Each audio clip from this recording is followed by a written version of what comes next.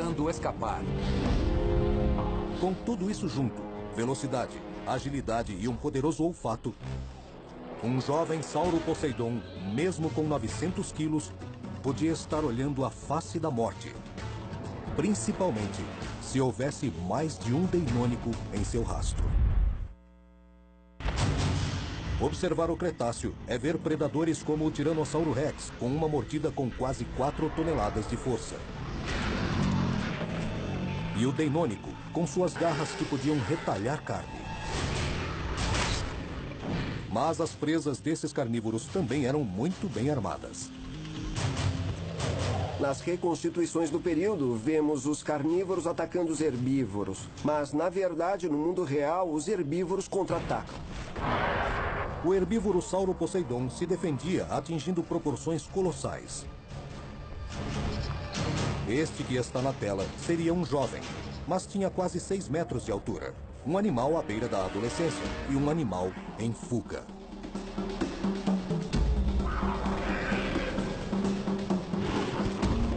Em seu encalço havia não um, mas 2 raptores, que respondiam pelo nome de Deinônicos. Esses pequenos assassinos trabalhavam em equipe. Os Deinônicos não pesavam muito mais do que um ser humano, e quando atacavam presas, como o Sauroposeidon, tinham a grande vantagem de trabalhar em grupo. Eles estavam aumentando as chances de ganhar o almoço. É uma estratégia usada ainda hoje. Trabalhando juntos, leões capturam presas grandes como um elefante de 4 toneladas. E eles só têm dentes e garras. O Deinônico empregava um vasto arsenal mais poderoso do que o de qualquer criatura de hoje. A única defesa do Sauroposeidon era seu tamanho. Mas o Deinônico sabia que quase qualquer defesa podia ser quebrada com as armas certas.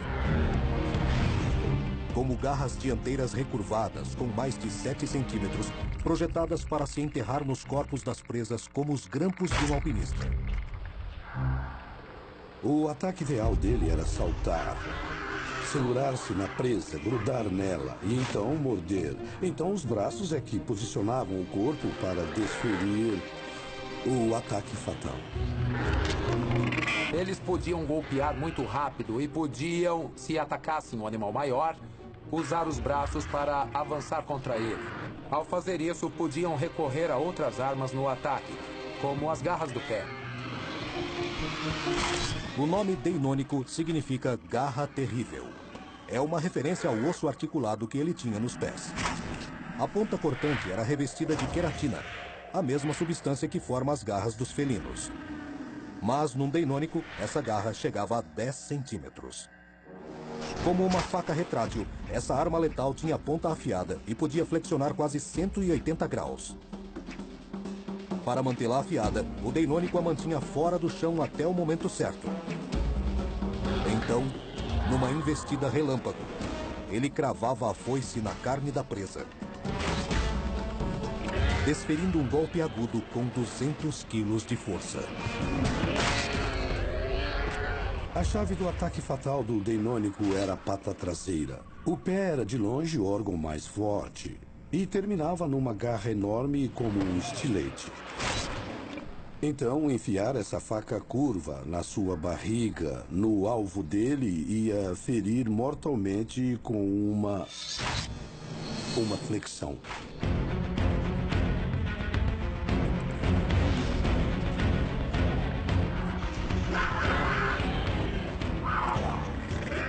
Instintivamente, o Deinônico sabia qual o ponto fraco daquele gigante: o pescoço. Lá ele tinha traqueia, ele tinha a veia jugular, e se ela fosse rompida, significa que aquele Sauroposeidon estava morto. Mas a morte não vinha de forma rápida ou prazerosa.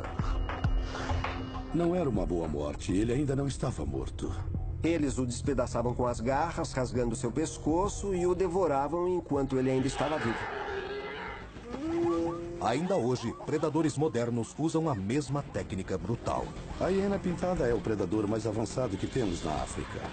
E ela paralisa uma zebra ou um antílope arrancando seu intestino.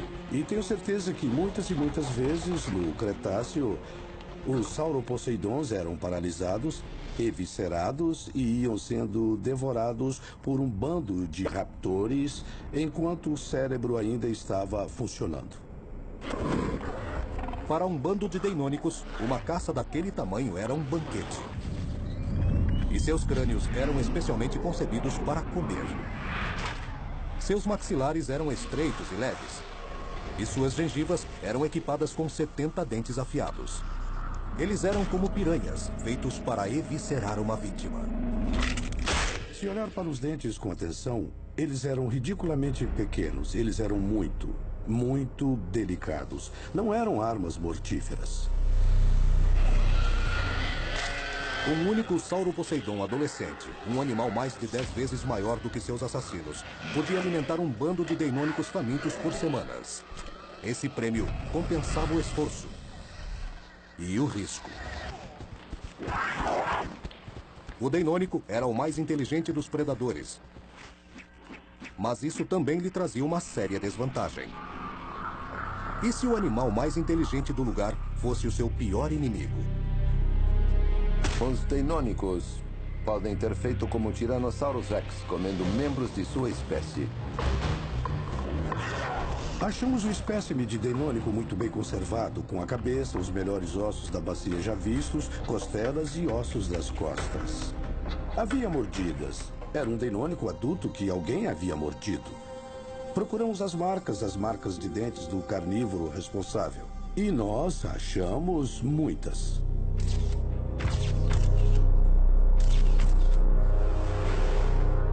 Eram de um deinônico.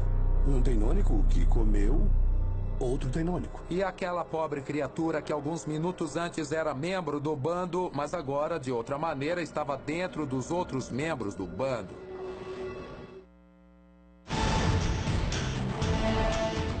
Texas. 68 milhões de anos atrás. A morte não vinha apenas de dinossauros monumentais bem armados. Às vezes, ela caía do céu pelas asas de um réptil voador. O Quetzalcoatlus. O Quetzalcoatlus pode ser visto como um caça aéreo do Cretáceo. No ar e em terra tinha um arsenal de ponta. Eles não eram grandes e frágeis, eram morcegões malvados do inferno. Pode-se dizer que o Quetzalcoatlus é o animal mais sofisticado que já cruzou os ares. Uma envergadura de 12 metros suportava um corpo de 180 quilos. É a envergadura do primeiro aeroplano dos irmãos Wright. Pense num avião vivo. Isso dará uma noção de como o Quetzalcoatlus era em seu tempo. É provável que esse animal acelerasse a mais de 2 dias e meio só na decolagem. Vai além da nossa compreensão. O Quetzalcoatlus era 10 vezes mais pesado que a maior ave voadora moderna. E esse réptil voador não tinha penas. Suas asas eram feitas de pele. Quase metade da asa era sustentada por um osso estendido, como um dedo de cerca de 2,5 metros de comprimento. Um segundo osso alinhava a frente da asa, formando uma longarina, como numa aeronave. O design aerodinâmico permitia um controle quase perfeito na decolagem. E pouso. Mas tirar esse monstro voador do chão era a tarefa mais difícil. Os grandes pterossauros, como o Quetzalcoatlus, eram altos como girafa quando de 4 e tinham que levantar voo. Como fariam isso? Morar nas planícies do Texas tornava essa tarefa ainda mais difícil. Terra plana, sem morros, rochedos, sem condições especiais, nada para ajudar exceto os músculos. Mesmo assim, ele decolava do zero sem precisar correr. O segredo da decolagem desse Golias pode ser visto numa criatura 1000 vezes menor. O morcego. Eles têm que se alçar para o alto. Essencialmente, têm que fazer uma superflexão com os membros dianteiros, os membros mais fortes que eles têm, e subir o bastante para poder bater as asas e então sair do chão. Um Quetzalcoatlus decolava do mesmo modo, usando os 4 membros para, de repente, lançar-se no ar. 80% dos músculos de seus braços eram compostos por fibras brancas, 1/3 a mais que os humanos. Esse tecido muscular especializado permitia liberar explosões de energia. A energia necessária para propelir aquele réptil, que pesava tanto quanto um urso pardo, a sair do